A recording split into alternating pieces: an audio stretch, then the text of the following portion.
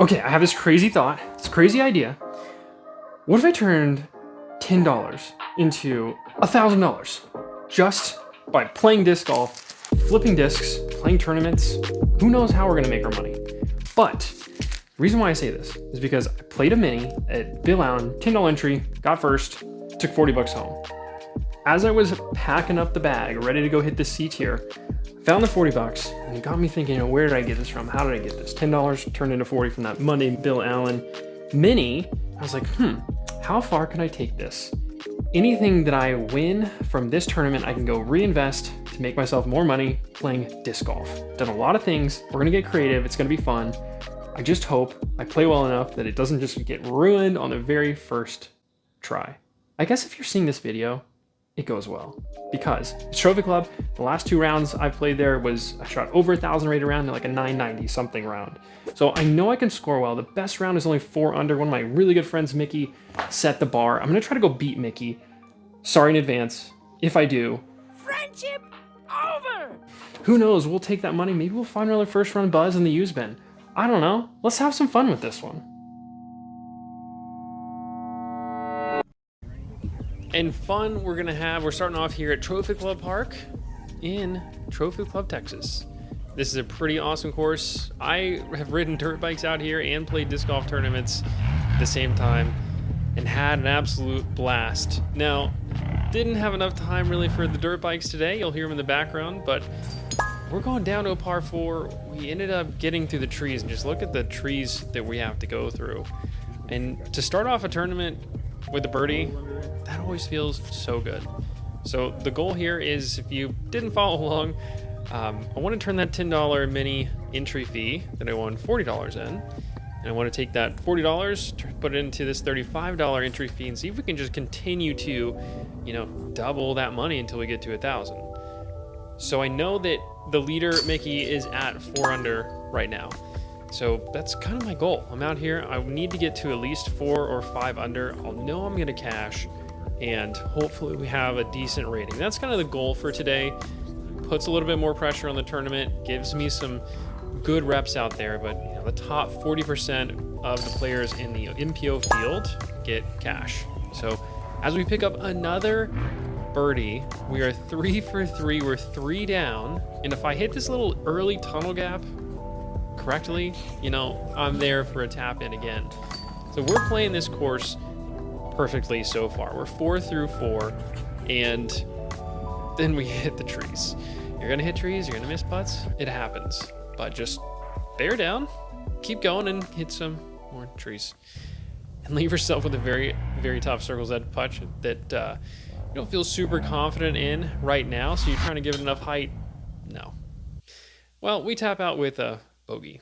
So the 4 for 4 kind of goes down to 3. I'm getting a little like, uh-oh. Well, I thought what was going to turn into an easy day is starting to become a bit of a trouble. So I take the tempo. I have a pretty tough upshot to match the shape that I needed to, and the tempo got it done. So another one of those testers. I kind of felt myself today getting a bunch of like 15 to 25 foot putts for birdie, which I'm not complaining about.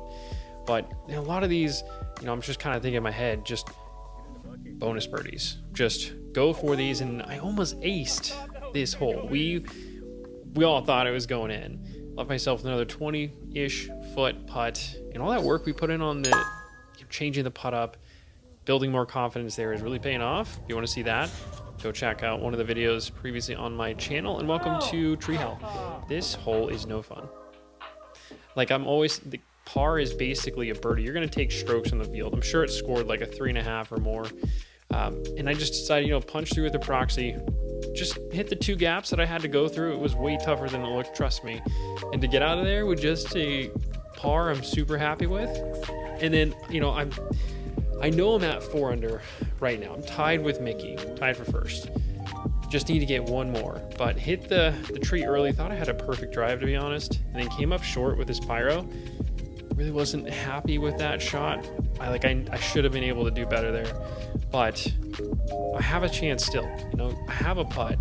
It's a pretty awesome green and basket right here in between, right next to one, and we're able to cash that one in. That was probably about like a 38-foot putt, and the wind had absolutely died at this point.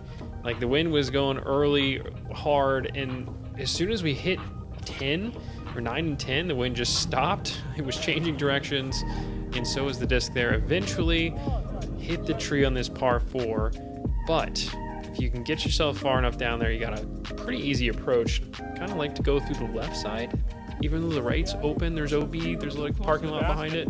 Just to be safer, again, give myself a look, because I've been making all these putts. I don't know what that putt was.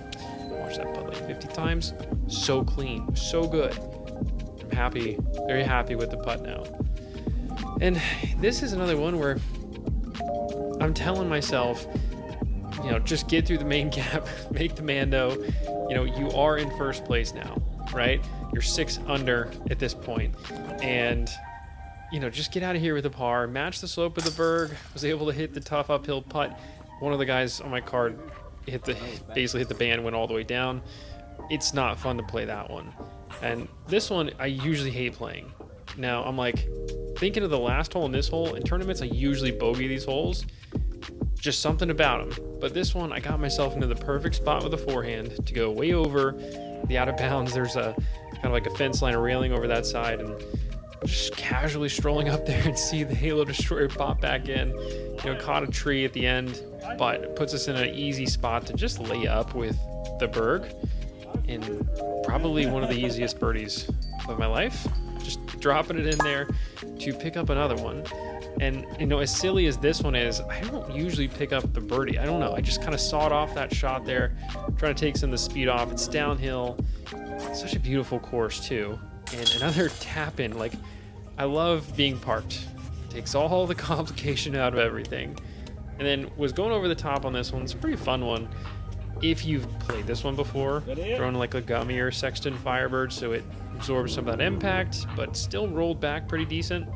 And left me with like a 24, 25 foot straddle putt. That tree was in the way, but we were able to get into the left side chains to pick up another one. It's just such a surreal feeling at this point for myself. I was at 9 under par and just wanted to make sure I just got it down there. It ended up catching a little ghost branch, a little ghost, you know, stem that just defected it enough as it drifted left. And we'll, you know, have a decent bid from C2, take the par, and then step up on 16. Again, I know where I am. I'm probably like, hey, I'm 5 strokes up. Don't mess up. Got it through the little tunnel fairway here with the forehand. I was pretty happy with that. Like, it was at 350, 360-ish hole. And to get it with a forehand and birdie that one felt so good. And even this, at this point, I'm like, okay, challenge is still on. As long as I don't triple bogey the next 2 holes, which is not something you should probably think about before you tee off, I was able to kind of just block that out, hit the tree, whatever. You're not going to make all the shots to be able to kind of lay up there with the Berg. Just wanted to tap out here for the par. So now I'm like, okay, didn't triple bogey the first hole. This is a tough shot. This is a pond hole. You're supposed to go up the middle. And I saw some players at the last Trophy Club Open, I think it was, going over the top of the forehands. I knew it was in the long position. I could get over it. I was like, I'm taking that route. I'm going through the air. I will take a easy par to be able to avoid screwing it up. 10 under, kept it calm. Felt so good. I think this might be the highest rated round ever. So that ended up being my highest rated round, but dropped 1 point to 1035. But what a way to start this challenge. Tournament just wrapped up. Somewhere it's gonna be about $126 payout. Minus the $35 entry, we've got $91 to take to the use bins and find some cool discs that we can flip for episode 2. Now there's another tournament tomorrow. I might go play that one too. I'm not sure if I'm gonna film this because this is gonna take a lot of editing, but stay tuned for the journey. I'm excited for this one. So make sure you like and subscribe so other people can find this cool content. And you get notified when the next episode comes out. We'll try to do this weekly. I don't know how many episodes we're going to take, and maybe if we hit 1,000, we go for 10,000 after that. We're gonna open up our entire own disc golf manufacturing facility, and if I could ever predict something in my life, that's exactly what I would do. My wife's gonna hate this.